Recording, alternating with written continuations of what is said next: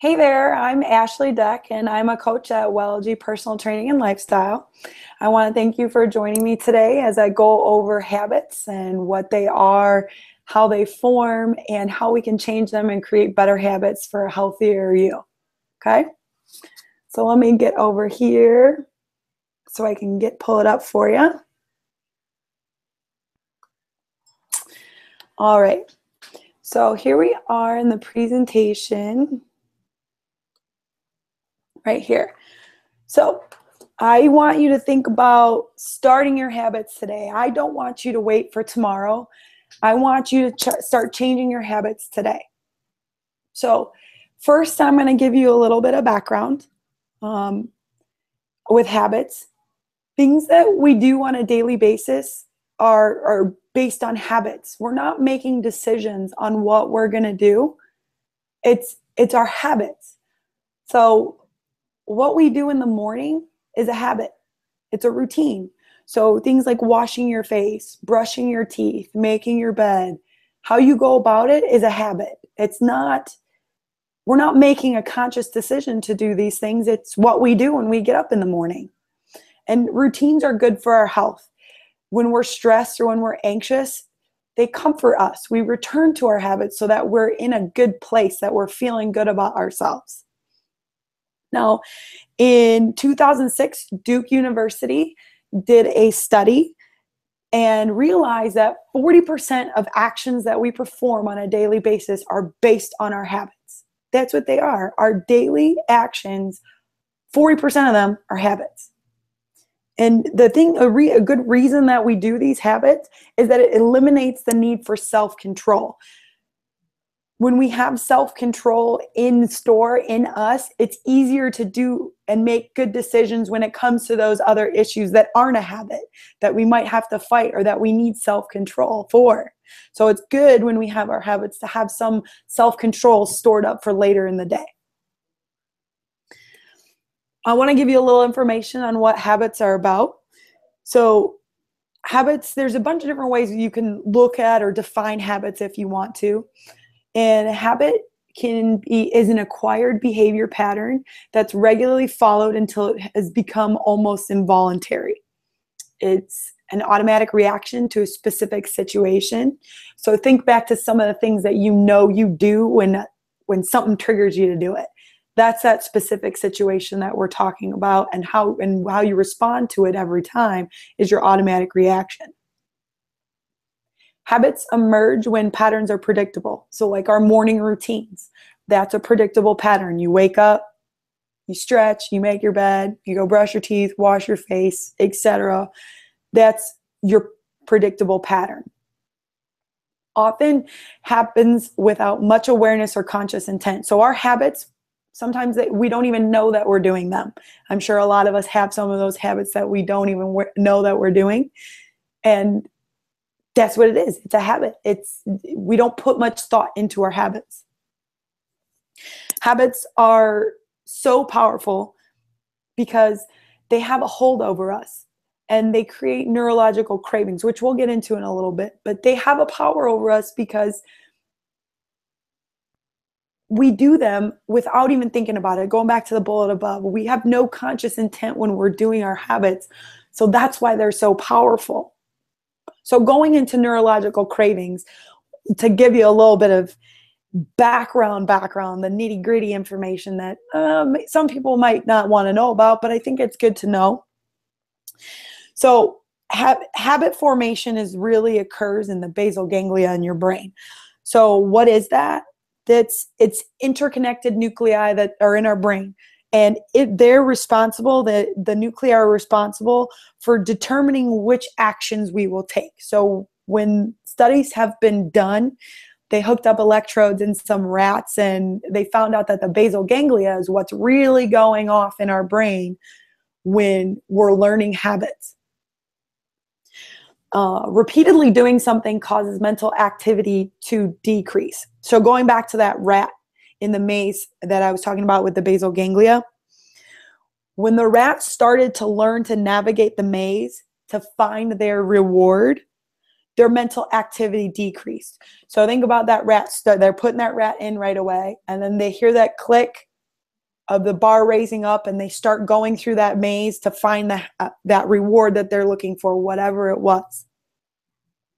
When they found that reward and they liked it, they're like, I need to remember this.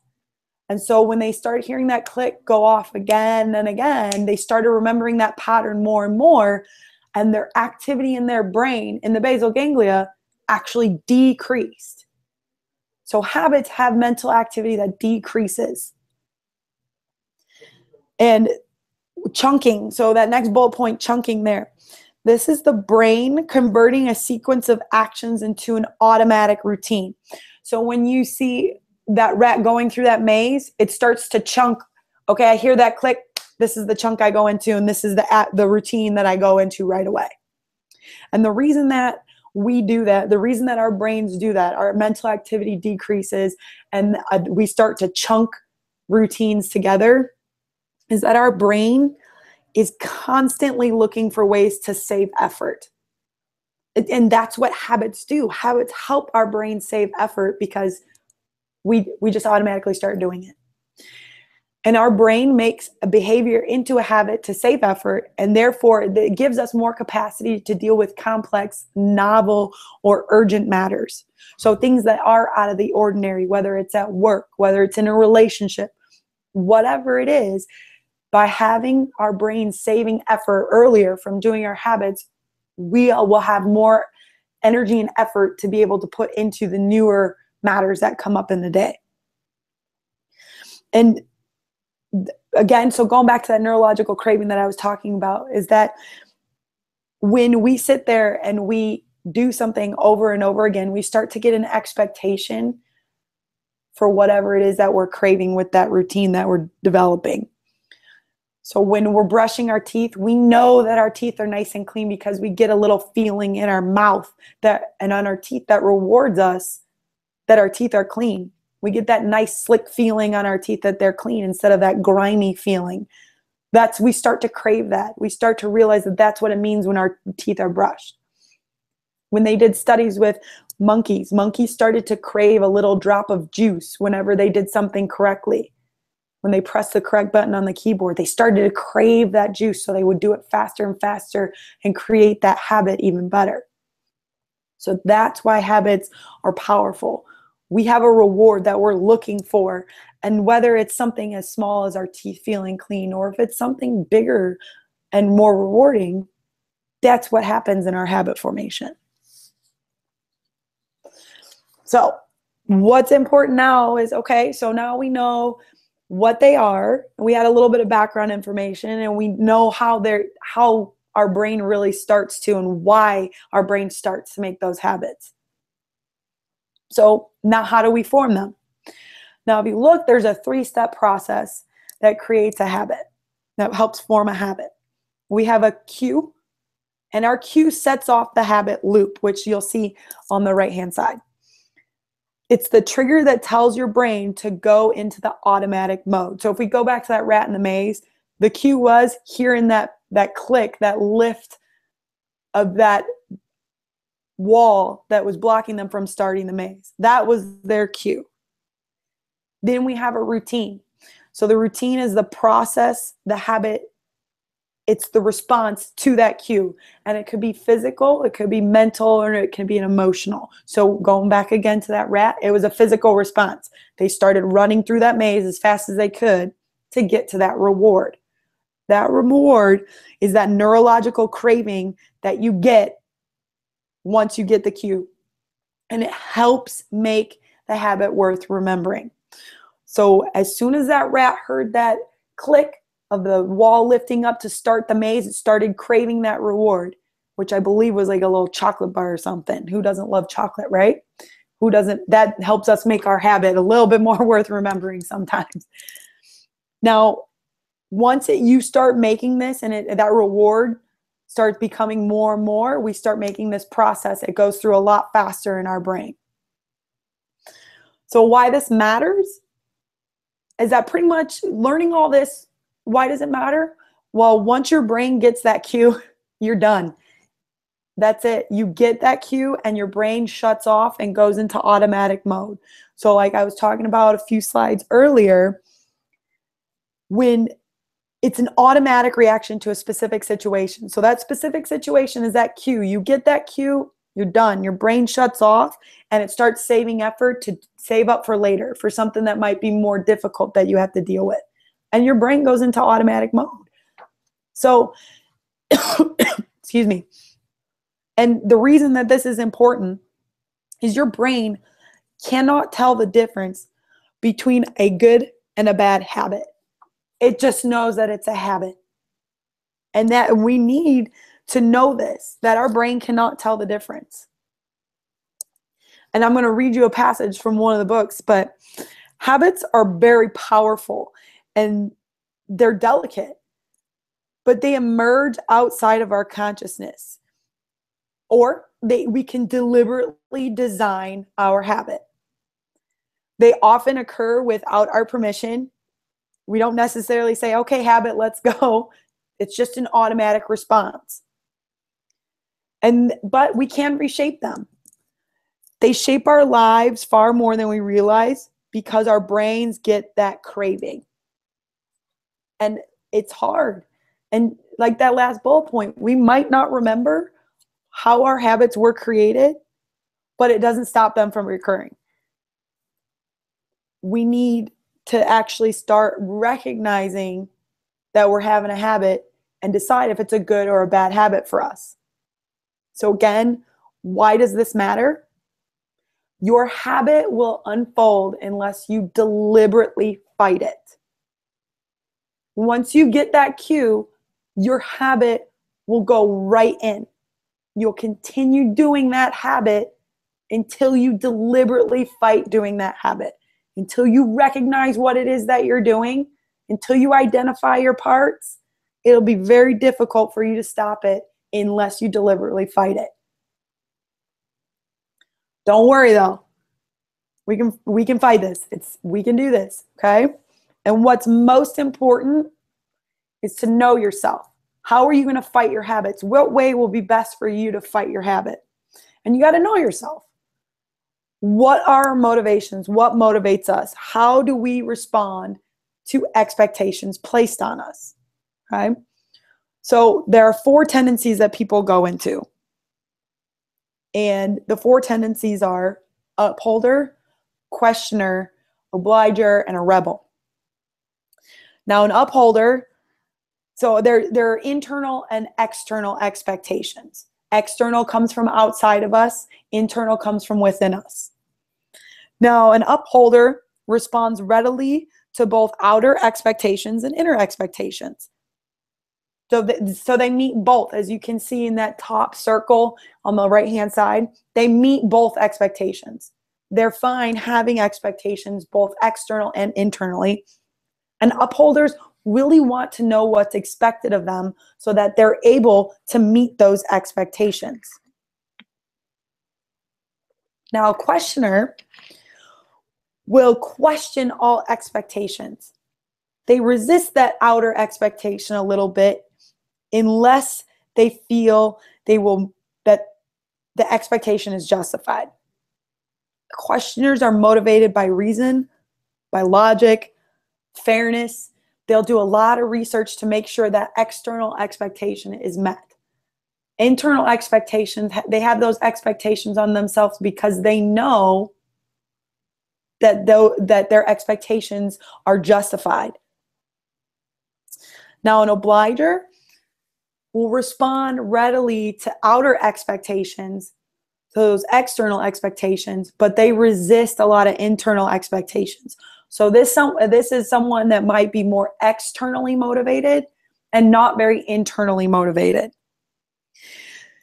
They're motivated by that external accountability, and obligers really have a hard time telling people no. Now, a rebel.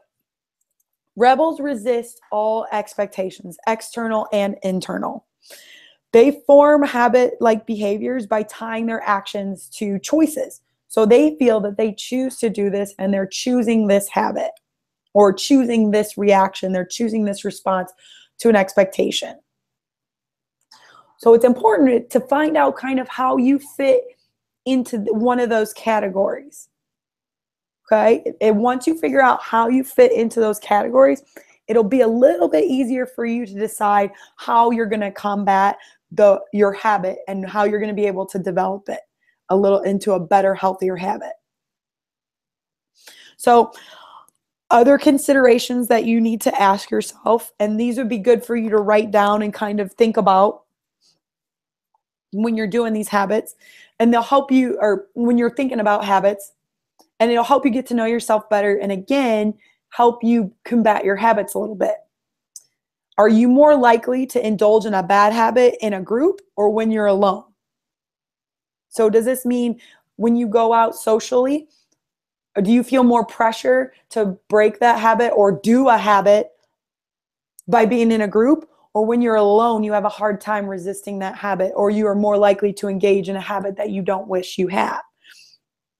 Also, if you could magically, effortlessly change one habit in your life, what would it be? If the people around me could change one of my habits, what would they choose? Now, this is an interesting one because people always view our habits a little bit differently than we view our own habits. So that's interesting and could be a little sticky. Of my existing habits, which would I like to see my children adopt or not adopt?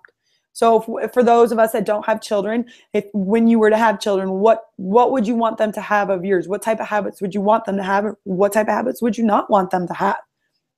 These questions get kind of at the core of, all right, these habits are good, these habits are bad. And when I work on my habits, okay, I can't go out with this group because I know that socially I might do this bad habit, and it'll help you figure out how to combat your habits. All right, so now we've kind of gone over what a habit is, how it gets formed, and we've gotten some information on how to get to know ourselves to help us fight these habits and change these habits to make better ones. And now it's time to get started. How are we going to do this? You know yourself, you've asked those questions, you're ready to get started, okay? First things first, you need to identify what routine or habit you want to fight and start to change. Okay? Now, there are things called foundation habits that tend to reinforce one another, which they are sleep, move, eat and drink right, and unclutter.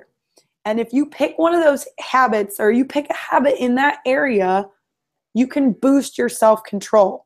So by having a habit, a good habit in those areas, your self-control will increase. Because remember, when we have a habit, our brain goes into automatic mode and shuts down and saves effort and saves up our self-control.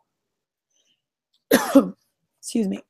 So sleep is a really good one to pick, because when we're mildly but chronically short of sleep, it makes us more susceptible to hunger and temptation. So for those that are trying to lose weight, why not start with trying to have better sleeping patterns? If you have a better sleeping pattern, you won't be as hungry and you won't have as much problem fighting temptation when it comes to things that limit you from losing weight. Also, moving. Active people are less likely to gain or regain their weight. So when we're losing weight, a lot of people won't be active and they'll gain their weight back, or they won't lose as much weight. We got to make sure that we move so that we can keep that weight off and maintain a good, healthy weight. Also, moving is a stress reliever and an energy booster. So if we get a habit of moving, if we make a habit for ourselves to move, to get up and move and do things, it's going to help us so much. It's going to help save some of our self-control, like I was talking about before, but it's also going to give us more energy, and it's going to help relieve some stress. So many bonuses in that. Next one, eat and drink right. Eating and drinking correctly is a huge thing for weight loss. If that is your goal, is you want to lose weight, creating good habits when you're eating and drinking will help us lose weight faster. And it's also a great way to become healthier. Eating and drinking correctly will help us be a much healthier individual because we are putting good things into our body, which will make us feel better when we're moving, which will help us sleep better because we won't have many problems that have people not sleep well and not want to move because of what they're putting into their bodies. And another foundation habit that some people might find interesting is uncluttering things. So a clean, well-maintained environment, it helps us foster a sense of self-command. That is huge. When we have self-command, it makes it easier for us to maintain good habits. That's always huge for us to do. Now, if we're picking one of those areas, pick one of those areas and start simple. So let's say we want to start with sleep. Let's start trying to go to bed a half hour earlier at night. So that way we get a little bit more sleep. If we're starting to move, let's set timers or alarms on our phone that we got to get up and move when our alarm goes off.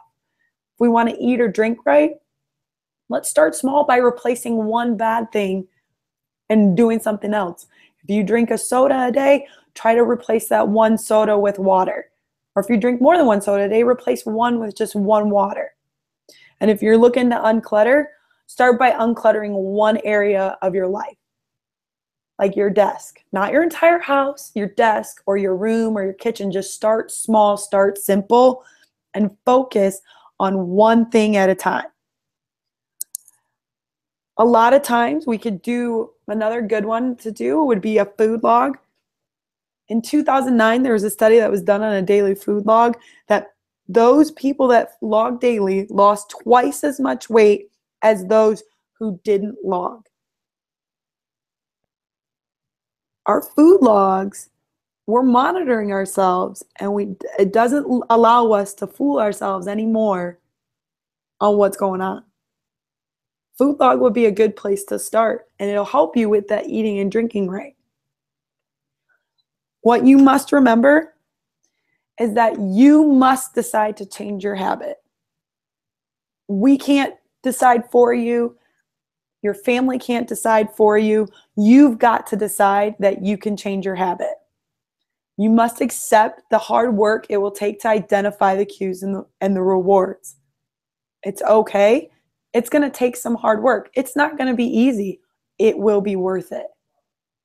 You must know that you do have control over your habits. You do. They don't control you. You can change those habits that you don't want and make them better. You can do it. And you must believe that you can change the habit. We believe that you can, and you got to believe that you can. So next up, we've identified what habit, what routine that we want to change. Okay? Now we got to identify what our reward is. Why are we getting into this routine? Why did we develop this routine? What is our reward? Rewards are so powerful, again, because they satisfy that craving. When we start getting that craving, that's what we got to go and do it. So once you've got your routine, figure out what's really driving your craving, okay? The author of one of the books talked about the fact that every day he would get up from his desk and go get a cookie. And he wanted to know why he was going to get that cookie. That was his habit. He would go get a cookie. So he identified what it was that he was going to do, and now he's going to figure out what he's doing, why he's craving it.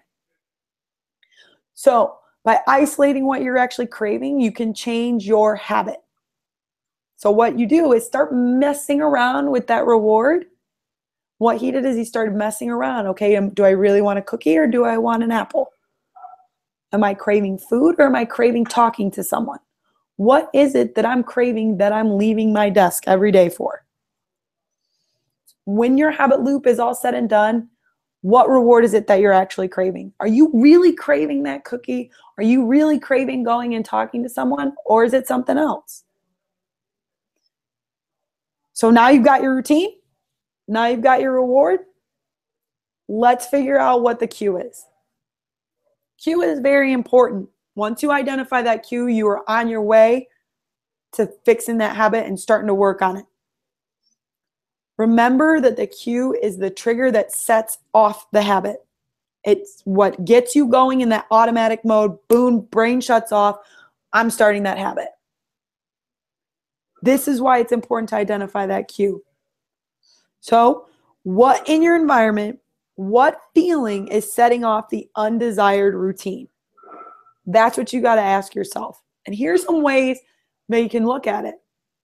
Your cue will fit into one of these following 5 categories.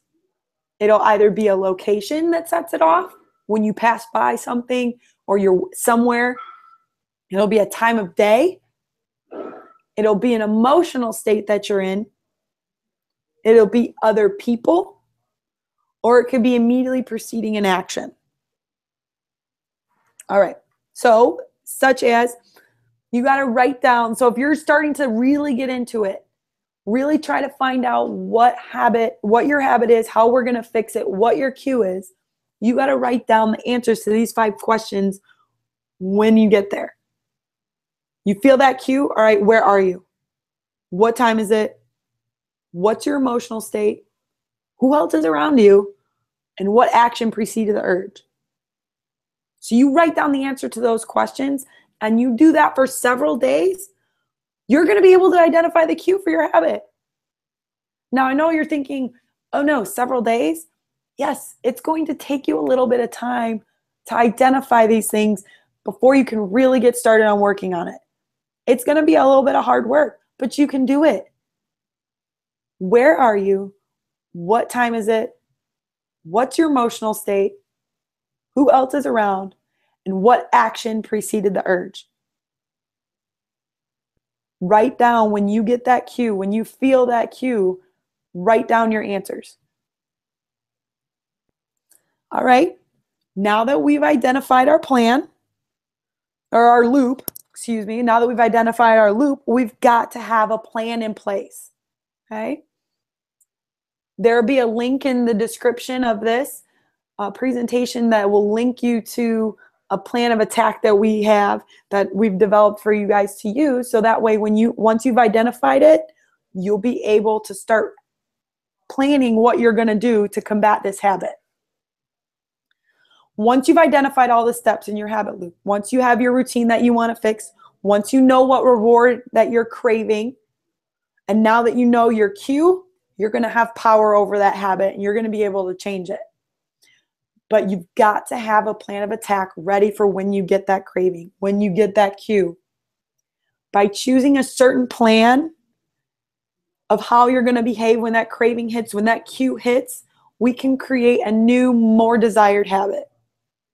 Okay? So let's say that around 3 o'clock every day, I get up and I go and I grab something, I grab a soda. Okay? I'm craving something, whatever soda is that I'm craving. I'm going to set an alarm for 3 o'clock to know that, and I'm going to have a plan of what I'm going to replace that soda with in order to combat that habit of having a soda. I don't want to have soda anymore, so I'm going to combat it by saying when my alarm goes off at 3 o'clock, I'm going to go grab a water, or I'm going to go do 20 jumping jacks. Whatever it is, as soon as I get that cue, I'm going to replace it with something else. We also need a plan for a relapse. It's going to happen. Because once a habit's created, good or bad, it's always there. Relapses are going to happen. It's okay. But once that relapse happens, you need to have a plan in place to get back and go right back into developing that good habit. If you plan for them, if you know what, when that happens, I'm not going to wait 2 days later to start the good habit again. As soon as it happens, I'm going to say, you know what? All right, I did it. Time to move on. I'm going to get back on track right next time I feel that cue. And if you have that plan, it'll be easier to get back on track with creating that good habit. So I want to give you some tips and tricks that will help you succeed at forming your new habit. You need to monitor what you're doing. Okay, so I mentioned earlier a food log. If you're trying to lose weight or if you're trying to eat healthier, trying to eliminate something, you need to write down what it is that you're doing. Log it. Because by logging it, you're not going to be able to fool yourself. If you're trying to see how often you do something, write it down every time you do it. Start keeping track of what you're doing. Setting a schedule. If you set a schedule and you plan ahead, it makes you set time aside for certain activities. It'll help you eliminate decision making. I don't have to decide if I'm going to do it or not. It's on my schedule. It's on my planner. I got to do it. If you set time, so by setting time aside for certain activities, it's forcing you to do that activity. It helps us make the most of our limited self-command. So we're talking about earlier about self-command, self-control. If it's on there, I don't have to force myself to do it. I don't have to waste self-control to get myself to do it. I'm going to do it because it's on my schedule. It'll help us fight procrastination.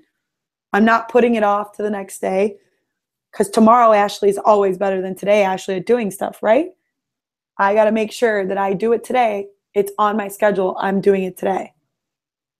And also, it helps us make time for the things that are most important to us. It's okay to schedule things that you like into your day, but also schedule habits and things that you want to make sure you develop in your day. That's important. Now, a lot of times people find it hard to stick to their habits because they need accountability. So going back to knowing your tendencies. Are you an upholder? Are you a questioner? Are you an obliger? Are you a rebel? If you're a questioner, you're going to have internal accountability. That'll work. Now, if you're an obliger, you're going to have accountability possibly come from outside of yourself. So that's why some people get an accountability partner.